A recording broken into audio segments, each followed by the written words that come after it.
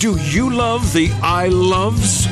I'm lost for words. Well, then park your keister and get ready.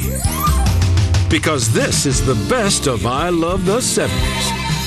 How about that, Mr. Cotter? Off my case, toilet face. The best flicks. For the Ramones. Ramones? You're responsible for making that horrible rock and roll music? The best fashions. The best trends. The best TV. I'll take Bachelorette number 3. The best tunes. Freebird! A super smooth greatest hits collection that dares to ask these burning questions.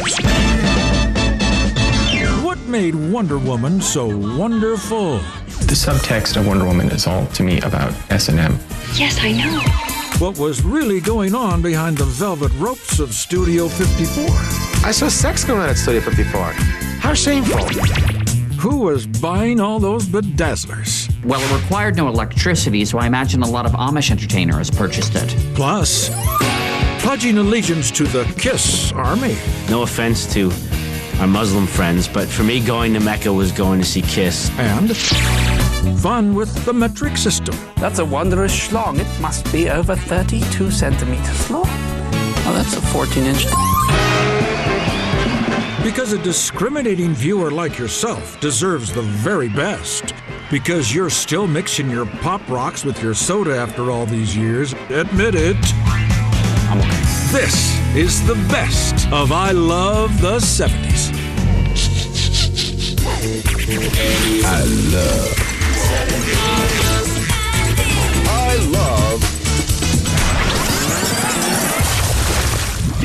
It's the best of I Love the 70s.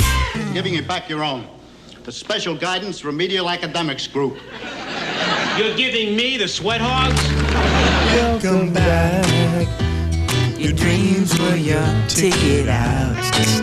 Welcome back. I used to think that the actual characters of the show were like sitting in the studio booth singing. Horshack would sing, "Welcome back, welcome." Sweat Hogs never sang Welcome Back, Cotter. They cannot sing. Hey! Sweat Hogs were what we would call today special ed kids, and they needed a special teacher to help them. Mr. Cotter. I'm your new homeroom teacher. Sweat Hogs were trouble. And I remember thinking, well, did they sweat? Barbarino. Vinny Barbarino. He was like the beautiful boy that I could never get. He wasn't really the brightest porch light burning that night. Up your nose with a rubber hose. In your rear with scuba gear.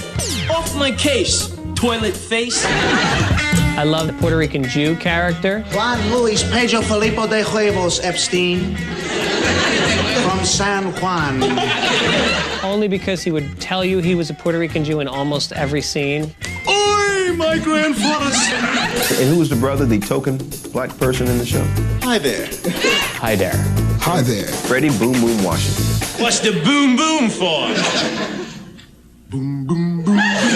You know, Freddie was getting a ton of ladies. There's no doubt about that. I mean, I wouldn't be surprised if you were dating some of the teachers. Who are you? I'm Arnold Horshack. Horshack was kind of the nerdy guy with the laugh. He was the smartest kid in school, and his nose was so big, I bought a new one at the store.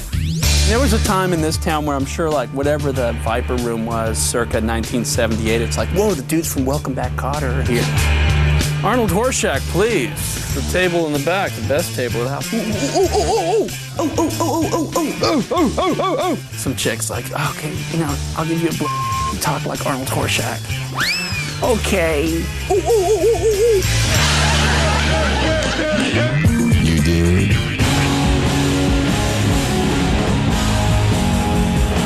No offense to our Muslim friends, but for me, going to Mecca was going to see Kiss.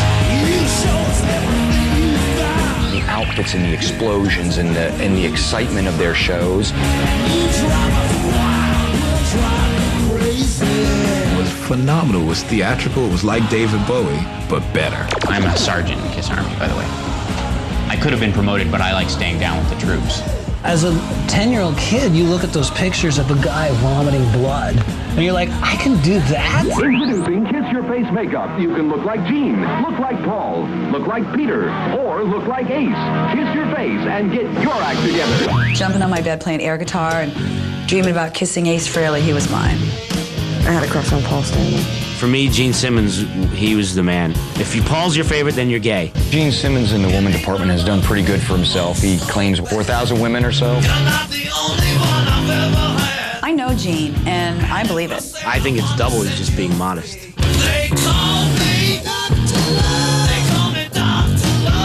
The best thing about Kiss is that when another boy made fun of you on the playground and said, "Bet you play with dolls," you could say, "Yeah, I do." I still do have my Kiss dolls and my Kiss cards and everything.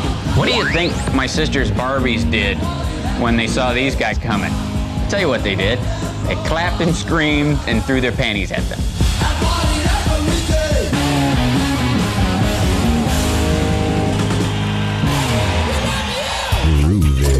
Bigger gets littler, taller gets smaller as you make your favorite things hour after hour. There was no gimmick greater than the Shrinky Dink. They were called Shrinky Dinks because they would shrink into dink-sized keepsakes.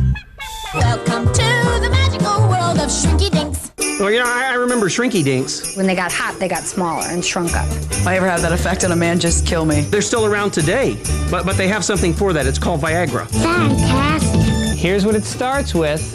Cook it for 3.5 hours, and you get that. You would cut them out, some also that you could fill in, or you could make your own original ones. And then, like anything else that you would do with plastic, you'd stick it in a toaster. The fumes alone are fun. A kid going to the oven to put them in there to cook them, just so they could shrink up. I don't know who was thinking of that. Shrinky Dinks make the fun shine. What could possibly happen to a 3-year-old child with a hot oven? The excitement of your new Shrinky Dink overrode the pain of grabbing it before it had cooled down.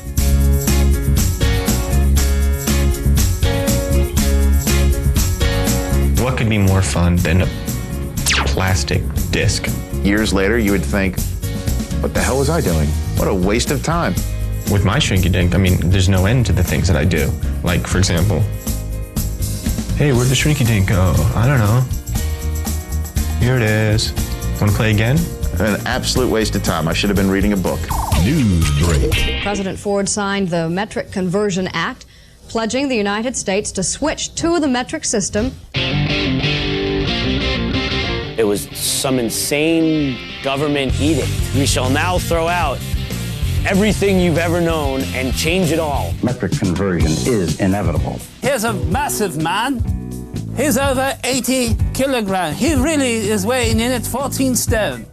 It's like, how about 200 pounds, bro? That's something that my mind wraps itself around. These 5th graders at the Drum Rock Elementary School in Warwick, Rhode Island, are learning how to measure and weigh by the metric system only.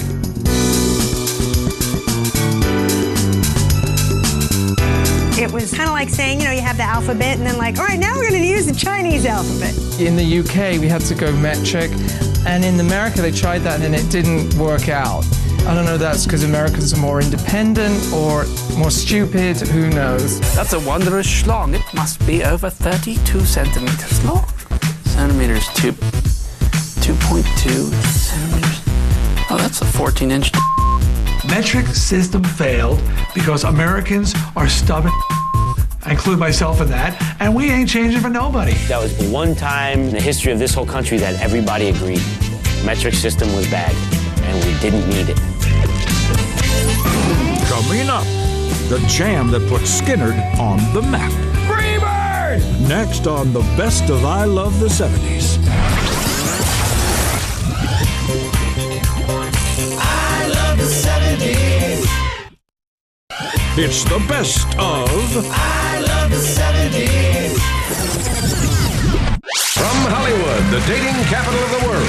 The dating game was really driven from the premise of people will do anything to get on television. And here they are. including dating strangers that could be murderers. I didn't think dating could get any more embarrassing. And then I thought, wow, the only way this could get worse is if I did it on television. Hi, Aaron. Good afternoon, Debbie. Hi, Debbie. 3 contestants would come on and whore themselves on television. Ladies, good afternoon. Hello there, sweetheart. Hello, Yvonne. And you had to outdo some dude like Tom Selleck. Bachelor number 1. If I were your lump of clay, what would you mold me into? You're right, my what? That terrible double entendre, sort of pseudo-sexual conversation. Well, I'd mold you into an orange. Why an orange? So I can see your navel. They ask these ridiculous questions. Do you think Mickey Mouse will grow any taller? If you start realizing what questions are truly important, like, are you crazy? If I said that dress did make you look fat, how would you take it? If somebody didn't call, would you try to stab them?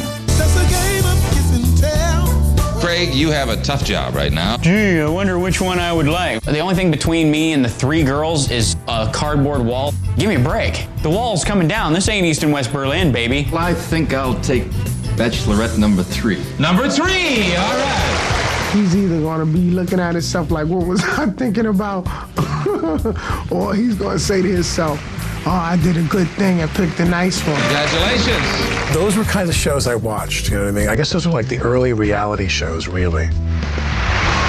Vintage vinyl. Freebird! Come on! Freebird! Freebird!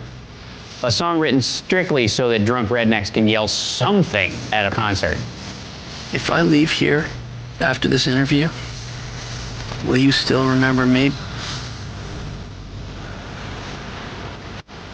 Because I'm as free as a bird, and this bird, you ain't gonna change, Mama. Freebird, my dear. Genius.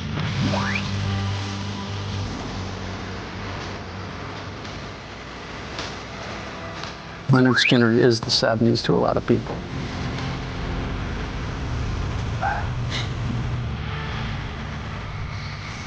Freebird taps into that part of all of us that wants to hear someone saying,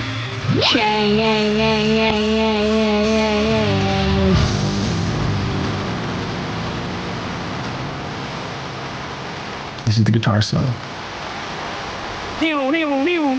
Like 3 guitar attack? Come on. How long does that guitar solo go on?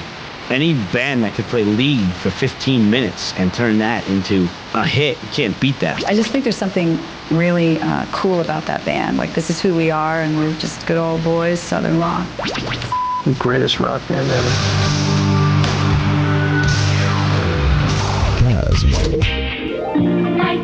Making things look nice. For any aspiring glass artist, Light Bright was the thing. It was art, it was a puzzle, it was interior design, and it was like a practical lighting fixture at the same time. Of course, you would just write profane things in light, like the F word. I designed phallic things, so my mother would always scream at me, "Stop that!" You know, and I'd say, "It's a cat, what are you talking about?" I would do wonderful things like making ostriches or toucans. I got mad at my sisters about losing the little pieces on the Light Bright.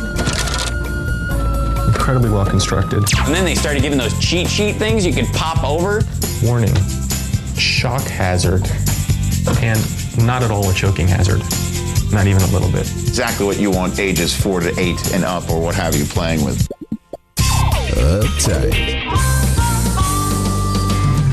Bell bottoms. They started out with the best of intentions. My ankles need more room. And they ended with, why am I wearing a skirt from the knee down?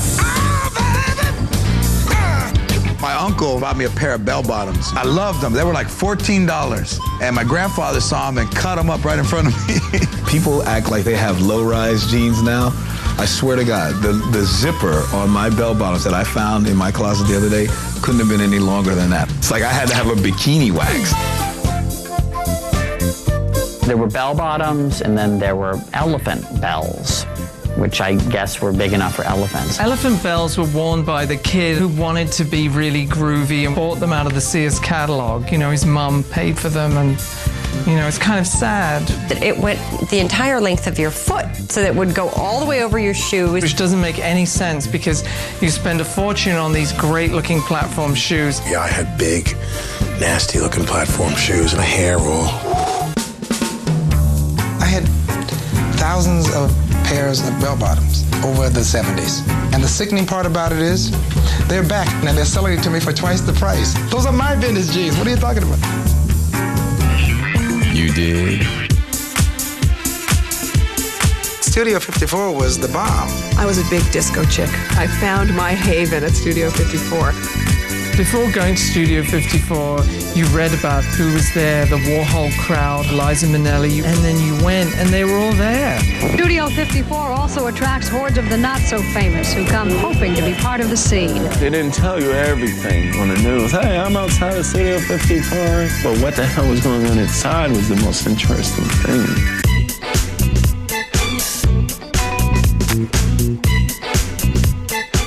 I was a waiter at Studio 54. I remember going up in the balcony. They were very intensely involved in certain activities they were doing up there. Donkeys and ponies and sheep. I saw sex going on at Studio 54. How shameful. Sort of like a mecca. Everyone comes here to do whatever they want. This big moon came down with a spoon. Saw somebody shooting up in the bathroom. In my guesstimates, there was over 77 million tons of coke snorted at Studio 54 in that year alone. It barely gets started before midnight when the selection process gets into high gear.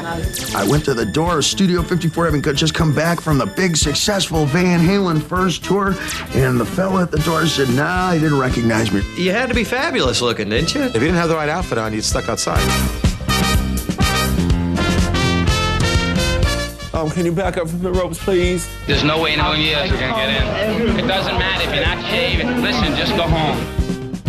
Ian Traeger and Steve Rebell, when you're homely, you start your own club, and then you let good-looking people in. You couldn't have met two bigger geeks. If they didn't own that club, they could never have got in there. Coming up, what the f were Pop Rocks made of? It's some horrible combination of chemicals that's delicious. Next on the best of I Love the 70s.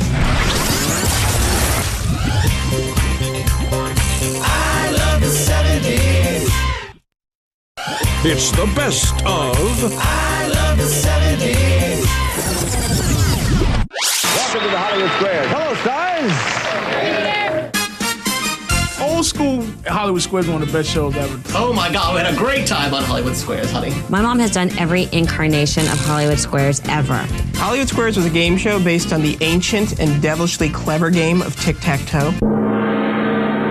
But they use humans. The premise of Hollywood Squares is to take like a giant apparatus that resembles a tic-tac-toe game and stick mid-level celebrities in each box. Almost like the Brady Bunch, you know. It was kind of scary up there. One time the chair broke, I was Gucci. The chair broke, I almost break my ass. The specter of Charo collapsing on top of Madame is a grisly one. And then you'd have people ask these celebrities questions. What does Gene think is the main reason for a boy losing interest in a girl overnight? Then the celebrity makes a usually stupid joke. Oh, like finding her name in the Guinness Book of Records. Of course, the celebrities would get the questions beforehand. Maybe they had writers, maybe they didn't. I choose to believe they didn't. I want to preserve the fantasy. And if you tell me otherwise, I can't hear you. And they'd have the punchlines already written for them. I can't hear you. And the answers already given to them, and they'd either choose the correct one or incorrect one. You had to guess. That's absolutely right, yes. Circle gets the square. They thought that was the most clever sentence anyone had ever written. Paul Lynde, the first screaming queen on television. Paul Lynde was the very saucy center square. Paul Lynde, please. Hi, I'm Paul Lynde. I'm the middle square. Paul, what should you yell if a woman falls overboard? Full speed ahead. Paul, why do Hell's Angels wear leather when they ride a motorcycle? Cause chiffon wrinkles. Oh, he's the funniest! Sometimes people would have to share squares too. I always thought that was humiliating. I would share a square with Hal Sparks, although I'm afraid he wouldn't let me talk. Does anybody want to share a box with me? I wouldn't mind sharing a square with Mo Rocca. I'll take one with Mo. Not even Rich Eisen. Not even Godfrey. Honestly, Godfrey needs me. You know what I mean? I'm bringing his game up. That's a good one. He could use me. God, that's pathetic. Vintage vinyl. Do you think I'm sexy?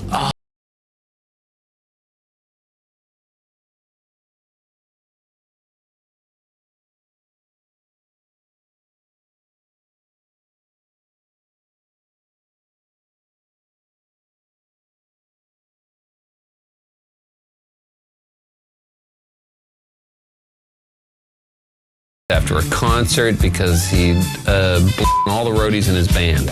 I don't believe that about Rod Stewart for 2 seconds. Rod, I'm on your side, but I'm here to protect you. I don't know how the rumors get started. It was one of those ridiculous, gerbil type rumors that people love to start in this industry, and of course it's not true. Ridiculous story. Foxy. Out of all the inventions in the 70s, and we're talking like pet rock, cocaine, the bedazzler is the most important. Yo, this came out 74? It changes everyday clothing into exciting fashion. Say you've got a jean jacket. Terrific. Everybody likes a jean jacket. However, maybe you'd like your jean jacket to be studded with rhinestones. Where how could I do that? Enter bedazzler. Because the 70s fashion wasn't tacky enough. Let's put rhinestones in it. It works so easily that anyone can stylize jeans, jackets, shirts, pants. It's a big old stapler. Simply mark your material, insert a stud or rhinestone, and push gently. Made it look so perfect, and there's no way that you could ever really do like a scene of the Eiffel Tower. For young and old, it's great fun. Who was buying the bedazzler? Well, it required no electricity, so I imagine a lot of Amish entertainers purchased it. If anybody was going to bedazzle, it was going to be the Osmonds. And my mom was a lunatic with one of these. She covered everything with feathers and rhinestones. Mom will love her rhinestone and stud setter, not only for clothes, but for creating decorative handbags.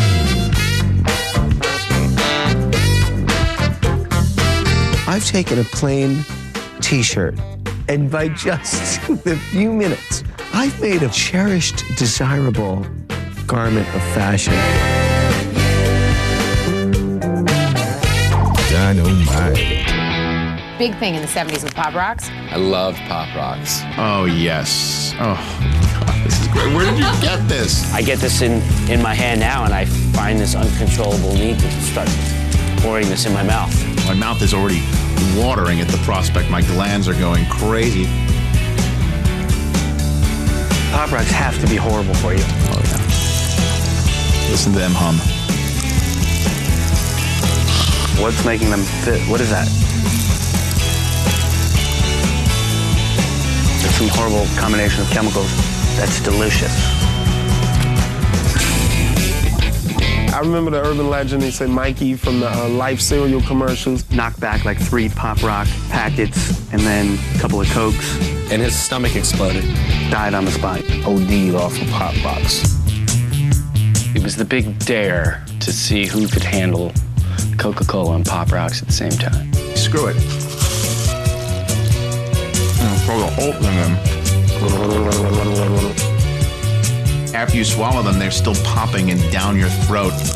And it's really, that's when you get frightened that you're about to die. I'm okay. I'm glad the Pop Rock craze is over. That was a really dangerous time. Thank you for this experience. It's been too long. Bitchin'.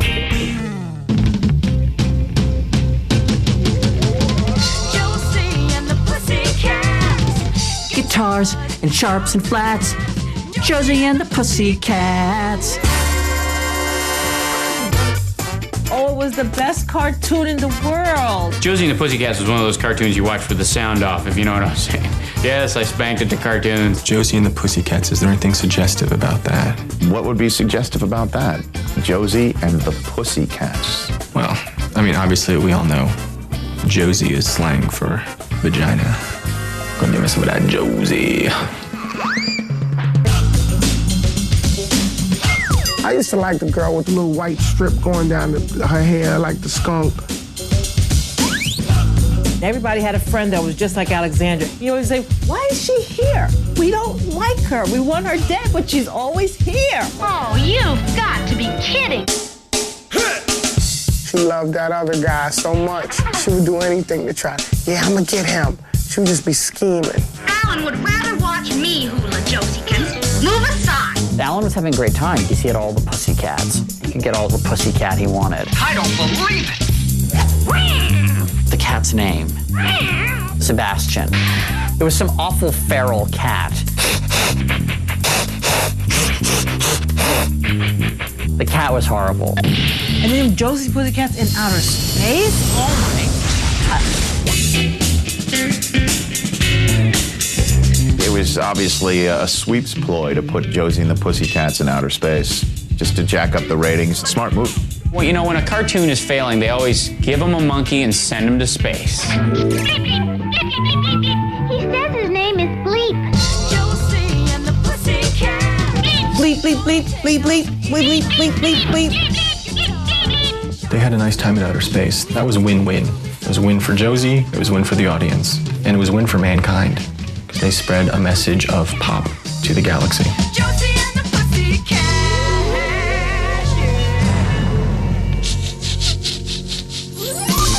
Coming up, why were people so upset with Hank Aaron? People weren't happy about Hank Aaron breaking the record. The Babe was beloved. The Babe was, white. Next on the best of I Love the 70s. I love the 70s. It's the best of I love the 70s.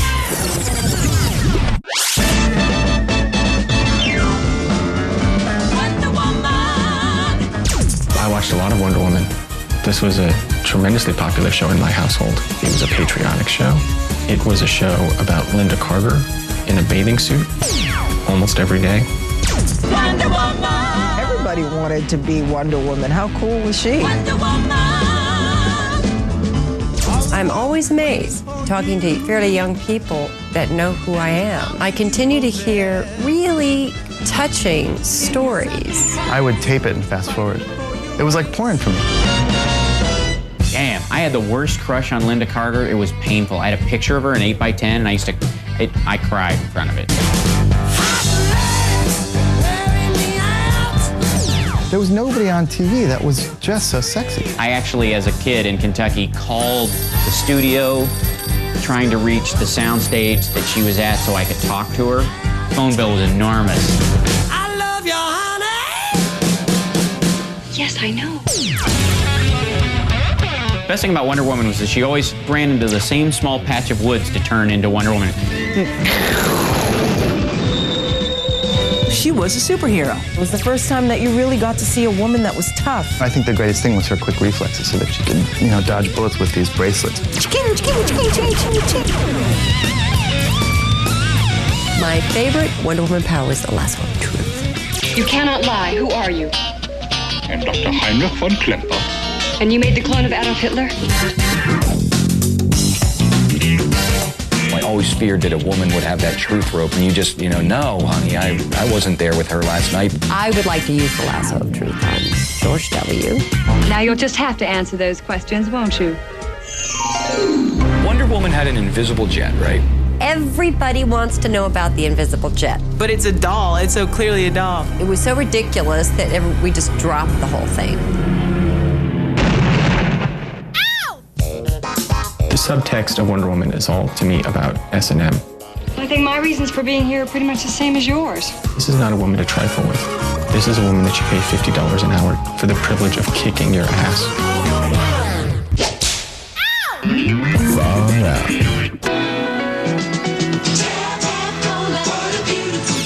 I loved Tab. They're obsessed. There's a Tab mania sweeping the nation. Weren't you caught up in it? I was. It's one of those sodas that, like, everybody's mother drank Tab. My mother was a complete and total Tab addict. Cases of it. It was like an older woman's drink. Like, say, like in your early 50s, late 40s, sitting around the pool, getting a tan, drinking your Tab, smoking, and baking your body in the sun without sunscreen. I think it was the first, like, diet soda. You know, it wasn't 0 calories, it was 1 calorie. And that's what gave Tab its extra kick.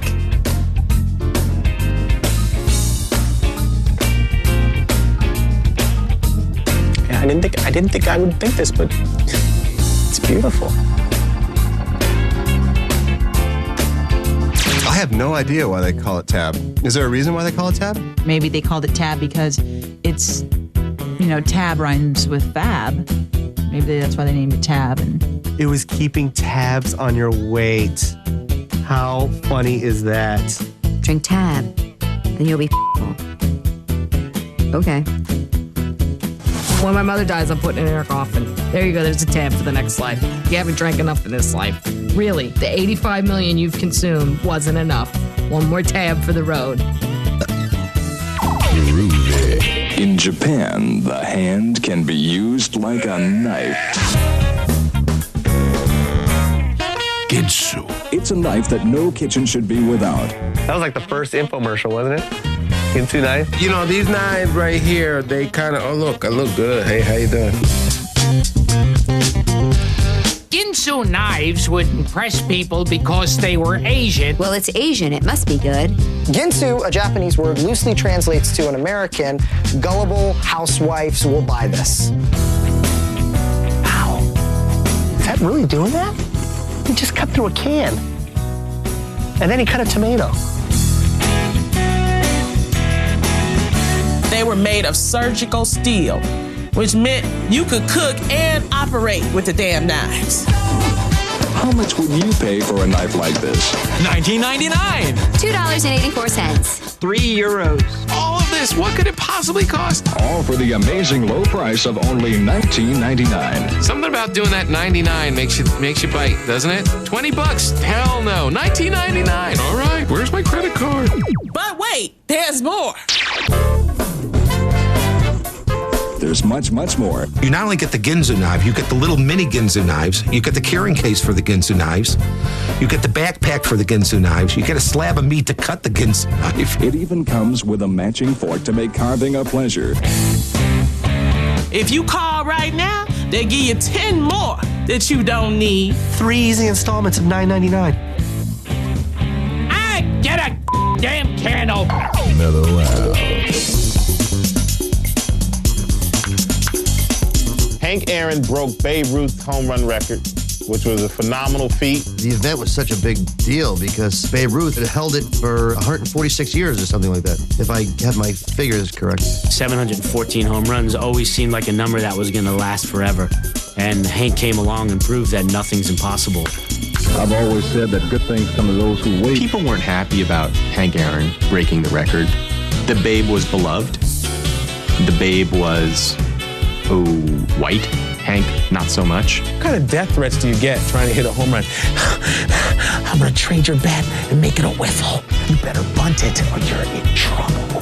Here's the pitch by Downing. Swinging. There's a drive. I was watching the game, April 8th, 1974, Hank Aaron going against Al Downing. There are some times in your life you know exactly where you were, what you were doing that moment when. It is gone. Out of here. He did it. He did it. Hank Aaron. 715. Right there. Babe Ruth rolling in his grave because a black man broke the record. There's nothing can be said to add any more drama to this.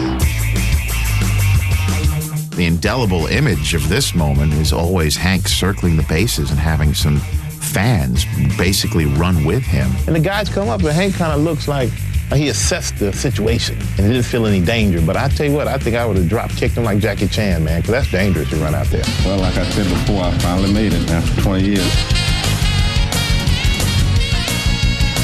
That was one of those moments etched in my mind forever. Took him a long time to do it, but he did it. So give him his props. You can't front on him. Coming up. Ooh, oh, yeah, yeah, baby. Hot Pants smoking. Used to wear like bright, loud colors like pinks and greens to get the attention of the guys. Next on the best of I Love the 70s. I love the 70s. It's the best of I love the 70s. From Hollywood, almost live, it's the Gong Show. Gong Show is awesome. It was so silly, and I think what we're seeing today with all these reality shows is that people want to see untalented people, and they want to see people make fun of them. You went to watch The Losers. It was right out front. You wore it on the lapel, and everybody couldn't wait for the big falls. The Gong Show featured C-level celebrities rating these people. Celebrities who were at the same level as, say, I am today. So it was J.P. Morgan and Jamie Farr, Artie Johnson. It's like the, the we can't get a job circuit. Hey, Dougie babies, good to see you're back, especially after seeing your front. There were things that weren't officially an act. They were just part of the craziness of the show.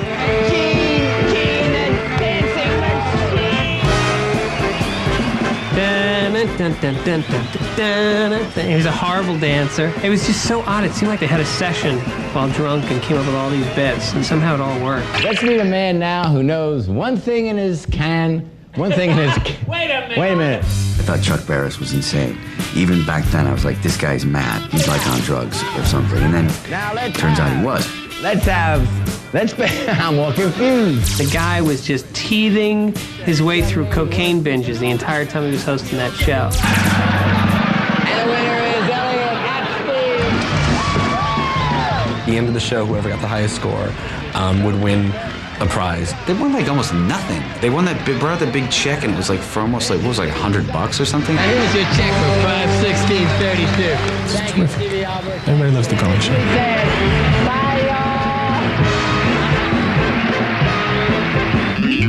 You did. Hot pants. In the 70s, we had this fashion called hot pants. They were real tight, and they were real short. It's like a mini skirt with a line in the middle. And I always liked hot pants because you see a lot more legs. They were very short. They were so short that you could see your cheek. The little creasing of their ass would kind of come out. Ooh, oh, yeah, baby. Used to wear like bright, loud colors like pinks and greens to get the attention of the guys. Wear you some hot pants, girl. You will get the attention. First time I saw hot pants, I think I was in church.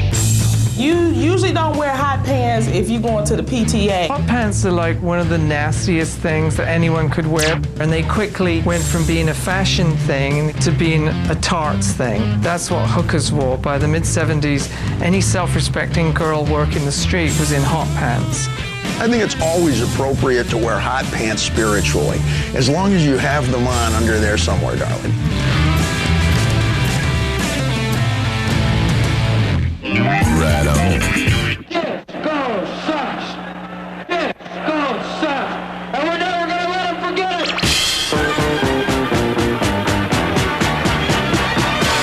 it. Disco Demolition Night in Chicago. When they broke up all the disco things up in Comiskey Park, right? July 12th, 1979. The end of disco. There was a DJ who decided to throw this anti-disco rally and have as many people as possible show up, and they were going to blow up a giant mountain of disco albums. All right, you ready? We're going to count to 3 and then go boom. One of the worst nights of my life was Disco Demolition Night. Ready? How dare they? 2. What were they thinking? 3.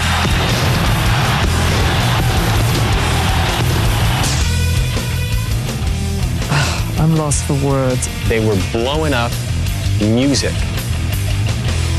You have the option of not listening to the music. That's fine too, but they were so angry at the music, they thought, let's literally destroy music. Thousands and thousands of people showed up at the Chicago White Sox Stadium at Comiskey Park, and things just got out of control. One of the saddest sights I've ever seen in a ballpark in my life. This garbage of demolishing a record has turned into a fiasco. If you hate disco so much, where did you get all those records to burn? They could have just mailed them all to me, and I would have just stocked them up in my room or something. I actually just yesterday deleted 3 disco MP3s. Oh my God. Yeah. That's a protest. The general public had this idea that disco was cheesy and inauthentic and not a valid form of creative musical expression. And of course they were right, but that was what was great about disco. Coming up, Rock and Roll High School. The Ramones come in and basically blow the school up. Next on the best of I Love the 70s. I love the 70s. It's the best of I love the 70s. This is Rock and Roll High School. Rock on high school. Fantastic movie, Rock and Roll High School with the Ramones. We wanted our school to be rock and roll high school. We wanted to play pranks on our teachers and cut school and sing songs. It's Riff Randall, I'm number 1 fan. Oh, wow, you remembered my name. There's this girl, and she's Riff Randall. And she's a rebel at the school, and she's a rock and roller. I'm Riff Randall, rock and roller. I like the part where she's daydreaming. And she was laying on her bed dreaming, and Joey was singing, I want you around. I want you around. And they're all like in her bedroom singing to her and like in the shower. Yeah. Shower seems good. I had the privilege of playing Eagle Bauer. He's the guy with the office in the bathroom, and all the guys go in the bathroom, and basically you can like get pot from him, and you can get like cigarettes from him, or he can like teach you like how to get with girls. Now this next step can either make or break a successful date. There is the hook. There's the hook. There is the dreaded mini hook. And There's the easy open frontal assault. For some strange reason, I remember the lines. Obviously, you do not know who I am. I am Miss Togar, and I am the new principal of this school. Mary Warrenoff was Principal Togar. And she wants to ban rock music from the high school because she thinks it's corrupting the youth. What Riff does is she enlists the Ramones to come in and take over the high school. Screw the student council, I'm bringing the Ramones here, you know? We're the Ramones. Ramones, you're responsible for making that horrible rock and roll music?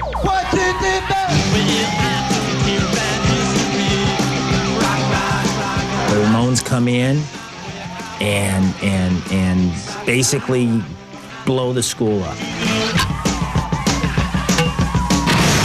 That was a great movie. That was my first taste of really good rock and roll. And it was great because there were Ramones playing in that movie a lot, and it was just a fun movie.